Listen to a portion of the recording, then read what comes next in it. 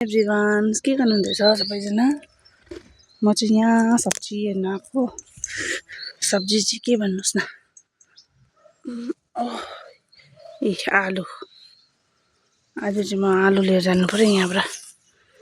आलु खाएँगे, बस्तीको आलु आफै रोपेको अर्ग्यानिक हो। आफै रोपेर आफै खानु मजा आउँछ।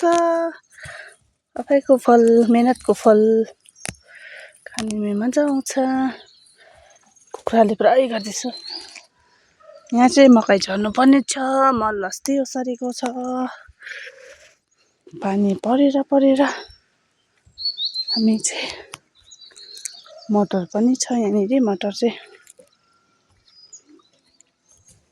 हेर्नुहोस् न, यो मटर कस्तो दामी परेछ। सबै पानी परेर चाहिँ उन्दो ढल्केर भएछ।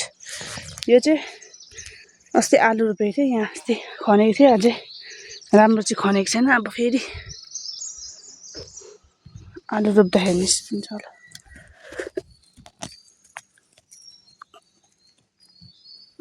बारी चाहिँ कमौलो भएछ यो, दामी।